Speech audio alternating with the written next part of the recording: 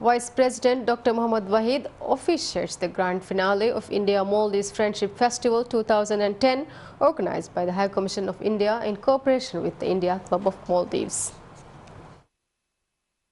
India-Maldives Friendship Festival 2010 was inaugurated by President Mohammad Nasheed on 25th July. Speaking at the final event of this year's festival held at Darbaruge, Vice President Dr. Wahid said today both the Maldives and India faced the most rapid social and political transformations both countries had ever experienced. He said while India was emerging as an economic superpower against a rich tapestry of diverse cultures, religions and languages, the Maldives was emerging with a diverse, open and plural political system. The Vice President stressed that there were a number of lessons both countries could learn from each other under these circumstances, especially in areas of tourism, democracy building and sustainable development. Nothing that the Maldives had strengthened cultural and strategic ties with India within a very short period of time. The Vice President said the festival was a celebration of close cultural and economic relationship as well as long-standing friendship between both countries. He said this year's festival brought Indian experience to Maldivians in a way we had not seen before.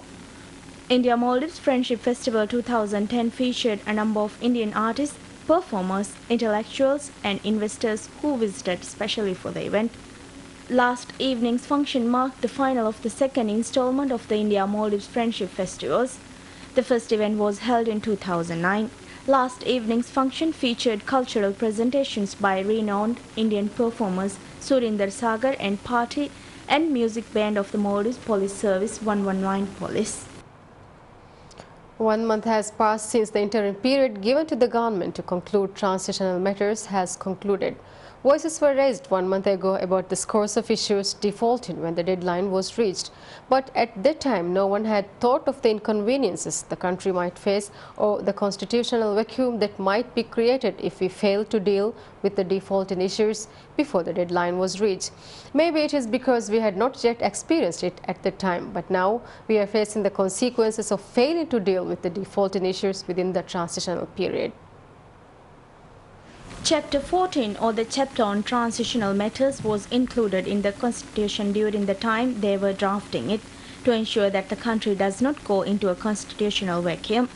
This chapter also ensures the smooth transition from the old Constitution to the new.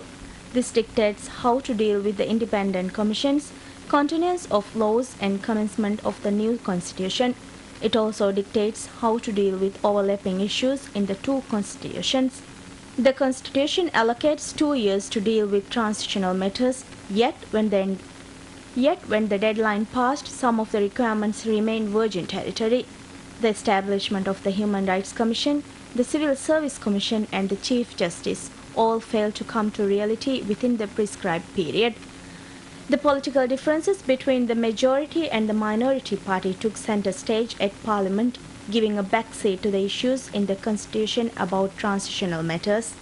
This resulted in the country having to endure a constitutional vacuum, even if it was for a small duration.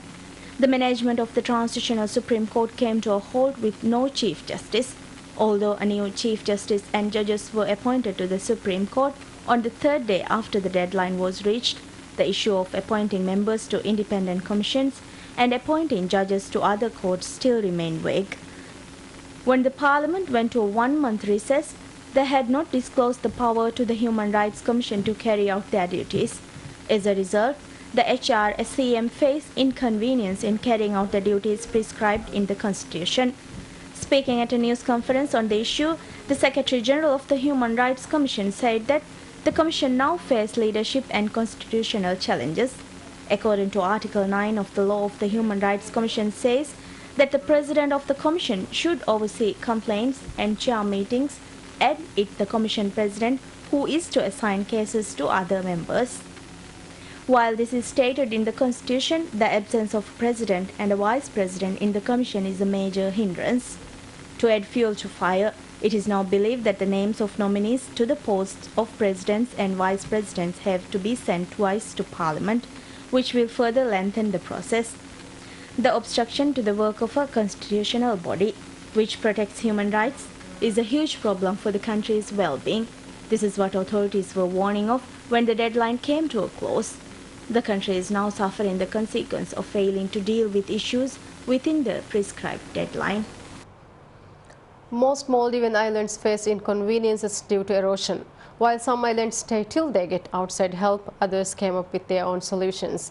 Fafnilandu is an island which found an innovative way to deal with the inconveniences of erosion. Years back, Fafnilandu was one of those islands facing various difficulties due to erosion. However, the work done by the Nilandu community to tackle this problem by themselves is noteworthy. They built a seawall around the problematic area, and they have also found a safe way to dispose of garbage. To combine these two ideas, islanders have started reclaiming the area which was previously eroded using garbage.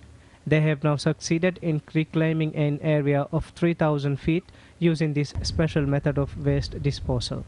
According to the Faf Atoll councillor, they are also drafting a land use plan for the reclaimed area. They have already decided that the area between the newly reclaimed land and the island harbour would be developed as pond. Islanders are now planning to build a jetty for cargo boats in the area. Let's look at the latest international news.